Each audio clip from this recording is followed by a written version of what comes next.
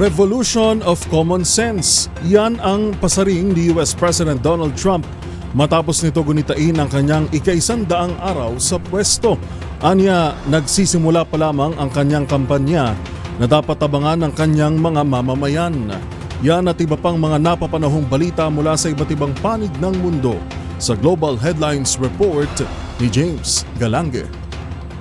Sa ika-100 araw ni United States President Donald Trump sa pwesto, muli nitong iginiit ang isinusulong na pagbabago na tinawag nitong Revolution of Common Sense. Sa kanyang campaign-style speech sa Michigan, ibinina dito ang kanyang mga naisulong na programa na anya, nagsisimula pa lamang raw siya at hindi pa nakikita ng Amerika ang lahat ng kaya nitong gawin.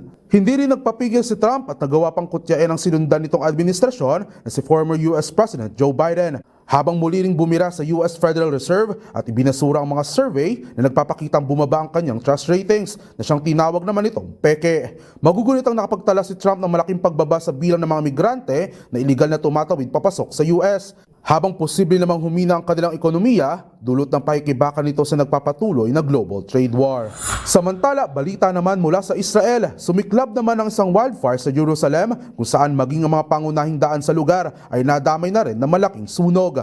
Ayon sa ulat, mahigit 120 fire and rescue teams na ang na-deploy habang humingi pa ng karagdagang tulong si Prime Minister Benjamin Netanyahu sa iba pang mga bansa tulad ng Greece, Cyprus at Bulgaria. Inaasahang magpapadala naman ng 3 firefighting planes ang Italy at Croatia upang tumulong sa pag-apula ng apoy. Samantala, bagamat walang naitalang nasawi sa insidente, higit 10 naman ang sugatan habang puwersahang inilikas na rin ang 3 kalapit na komunidad. Naganap ang naturang wildfire sa mismong araw ng Memorial Day ng Israel para sa mga namayapang sundalo, habang kinansilan na rin ang mga aktibidad at seremonya para naman sa pagdiriwang ng kanilang Independence Day.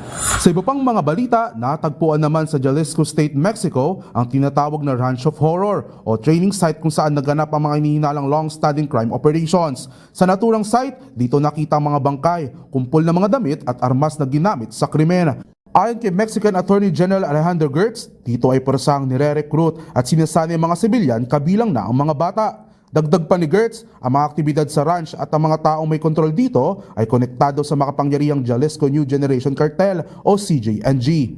Ang Jalisco ay isa sa mga lugar sa Mexico na may pinakamataas na bilang ng mga nawawalang individual at sinasabing home base ng CJNG. At yan naman nakalap nating balita mula sa iba't ibang panig ng mundo. Para sa MBC TV Network News, ito si James Galange ng DZRH TV, una sa Pilipinas, una sa Pilipino.